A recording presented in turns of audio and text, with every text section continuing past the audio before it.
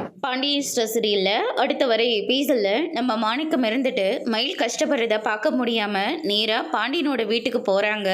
அங்கே வந்து பார்த்திங்கன்னா எல்லாருமே மயில் மேலே அவ்வளோ கோவத்தில் இருக்காங்க. மயில் மேலே இருக்கிற கோவத்தை விட ராஜி மீனா மேலே அளவு கடந்த கோவத்தில் இருக்காங்க.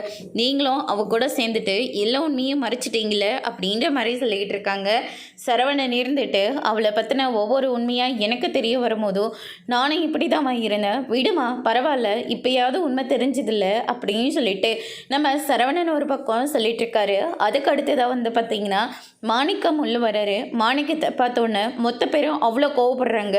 உங்களை யார் இந்த வீட்டுக்குள்ளே வந்தது, வீடு திறந்துருச்சுன்னா அப்படியே உள்ளே வந்து நின்றுதானா அப்படின்ற மாதிரியே சொல்லிடுறாங்க. நீங்கள் எங்கள் மேலே எவ்வளோ கோவத்தில் இருப்பீங்கன்னு எனக்கு நல்லாவே தெரியுது. நான் ஒரு கையால் ஆகாதவனாக போயிட்டேன். எனக்குன்னு எந்த வேலை வெட்டியும் கிடையாது. எல்லாமே கடல் தான் போயிட்டுருக்கு. பொண்ணுங்களுக்கும் வயசாகி போயிட்டே இருக்குது. அக்கம் பக்கம் இருக்கிறவங்க, தெரிஞ்சவங்க, தெரியாதவங்க எல்லாருமே என் பொண்ணை ரொம்ப தப்பாக பேச ஆரம்பிச்சிட்டாங்க.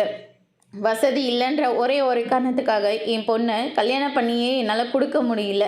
அதனால தான் நீங்கள் வந்து பொண்ணு கேட்டும் போது நாங்கள் இவ்வளோ நகை போகிறோம், அப்படி பார்த்துக்குறோம், இப்படி பார்த்துக்குறோம் அப்படின்னு சொல்லிட்டு ஏகப்பட்ட பொய்யை சொல்லி மயிலை கல்யாணம் பண்ணி கொடுத்துரும். ஒரு பொய் சொல்கிறது கண்டிப்பாக வாழ்க்கையை கேள்விக்குறிய ஆக்கும். ஆனால் எல்லாருமே என் பொண்ணை ஏற்றுப்பீங்கன்னு ஒரே ஒரு நம்பிக்கையோடு தான் நாங்கள் கல்யாணமே பண்ணி கொடுத்தோம். ஆனால் பாக்கியம் அடிக்கடுக்காக பொய் சொன்னது இப்போ என் பொண்ணோட வாழ்க்கையே கேள்விக்குறிய வந்து நிற்கிது அப்படின்ற மாதிரியே சொல்லிடுறாங்க. பாண்டியன் இருந்துட்டு என் பொண்ணை போலீஸ் ஸ்டேஷனில் நிப்பாட்டினீங்கள, உங்கள் பொண்ணை அங்கேயே தான் இருக்கணும், நாங்கள் உங்கள் பொண்ணை ஒரு நாளும் ஏற்றுக்க மாட்டேன் அப்படின்ற மாதிரியே சொல்கிறாங்க. அதோட பிரம முடிச்சிருக்காங்க.